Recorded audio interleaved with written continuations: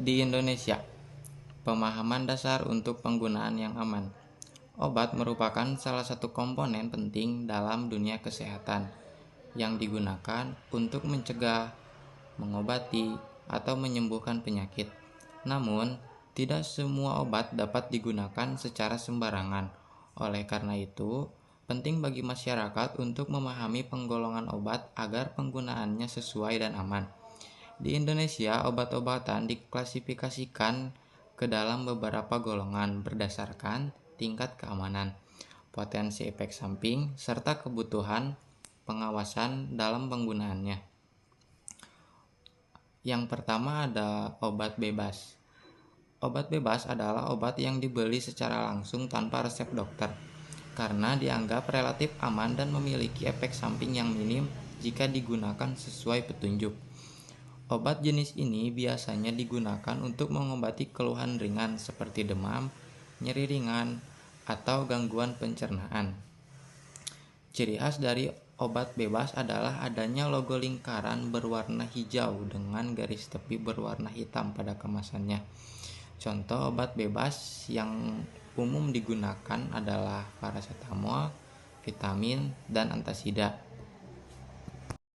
Nah, yang selanjutnya adalah obat bebas terbatas. Berbeda dengan obat bebas biasa, obat bebas terbatas memiliki potensi yang lebih tinggi dan efek samping yang lebih signifikan. Meskipun sama-sama bisa dibeli tanpa resep dokter, namun obat bebas terbatas hanya dijual di apotek dan toko obat yang sudah berizin resmi. Ciri-ciri dari obat bebas terbatas yaitu memiliki lingkaran berwarna biru dan garis tepi berwarna hitam. Salah satu contoh dari obat bebas terbatas yaitu betadine atau obat antiseptik dan dekolgen obat flu. Yang ketiga adalah obat wajib apotek atau OWA. Obat wajib apotek atau OWA merupakan obat keras yang boleh diberikan oleh apoteker kepada pasien tanpa resep dokter, namun dengan syarat dan batasan tertentu. OWA bertujuan untuk memperluas akses masyarakat terhadap obat keras untuk pengobatan secara mandiri penyakit ringan. Apoteker memiliki peran penting dalam memastikan pasien untuk memahami cara penggunaan obat dengan benar.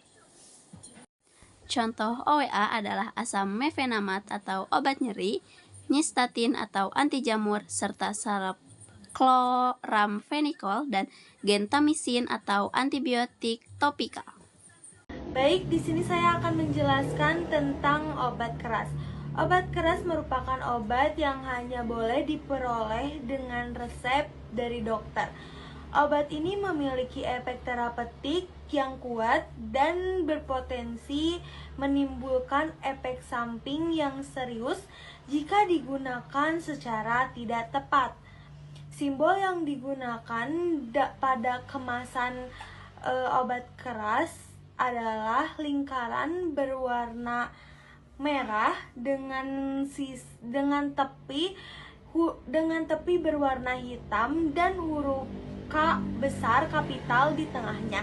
Contoh obat keras antara lain antibiotik seperti amoxicillin serta obat penenang seperti diazepam. Nah, yang selanjutnya ada obat prekursor.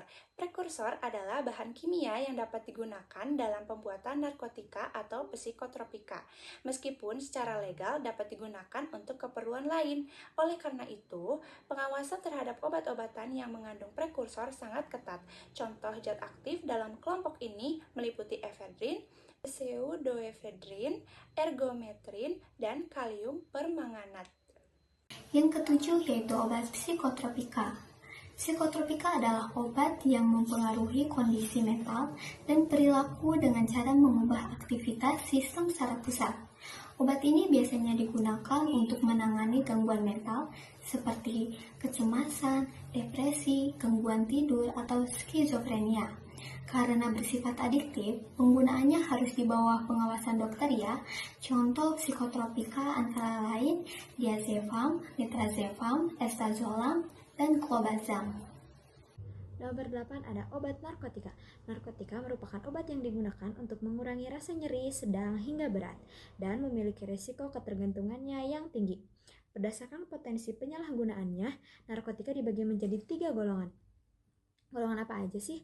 Golongan yang pertama yaitu memiliki potensi tinggi untuk disalahgunakan dan tidak digunakan untuk terapi.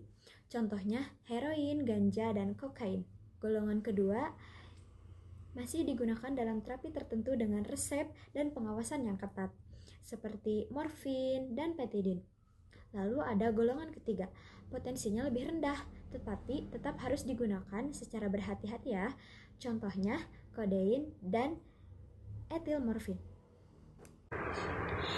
Selain obat sintesis, Indonesia juga memiliki obat yang berasal dari bahan alam atau biasa dikenal sebagai obat tradisional. Obat tradisional adalah obat-obatan yang berasal dari tumbuhan, hewan, mineral, atau gabungan dari ketiganya.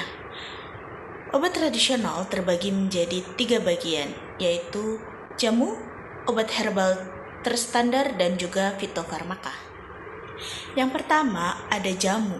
Jamu adalah obat tradisional yang telah digunakan secara turun-temurun dan khasiatnya telah dibuktikan secara empiris atau biasa kita kenal sebagai pengalaman langsung secara turun-temurun. Yang kedua, ada obat herbal terstandar. Obat herbal terstandar adalah obat tradisional yang telah melalui masa uji praklinis atau biasa disebut masa uji pada hewan. Yang terakhir ada fitofarmaka. Fitofarmaka adalah obat tradisional yang telah mengalami 2 masa uji. Yang pertama adalah uji praklinis atau uji coba pada hewan, dan yang kedua adalah uji coba kepada manusia langsung atau disebut uji klinis. Baik, di sini saya akan menjelaskan tentang obat wajib apotek atau OWA. OWA merupakan salah satu obat keras yang boleh diberikan kepada pasien oleh apoteker, tetapi dengan syarat dan batasan tertentu. OWA bertujuan untuk memperluas akses masyarakat terhadap obat keras untuk pengobatan mandiri penyakit ringan. Apoteker memiliki peran penting dalam memastikan pasien memahami penggunaan obat dengan benar. Contoh OWA yaitu asam mefenat atau obat nyeri, nyistatin anti jamur, serta gentamisin antibiotik tropika. Memahami penggolongan obat sangat penting agar masyarakat tidak sembarang dalam penggunaannya.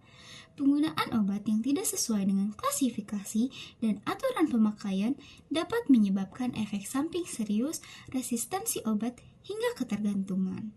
Oleh karena itu, kesadaran dan edukasi mengenai penggolongan obat harus terus ditingkatkan agar masyarakat dapat berperan aktif dalam menjaga kesehatan secara aman dan bertanggung jawab. Demikian yang saya dapat sampaikan. Kami dari kelompok 7 mohon maaf apabila terdapat kekurangan dalam penyampaian dan materi. Terima kasih atas perhatiannya. Wassalamualaikum warahmatullahi wabarakatuh.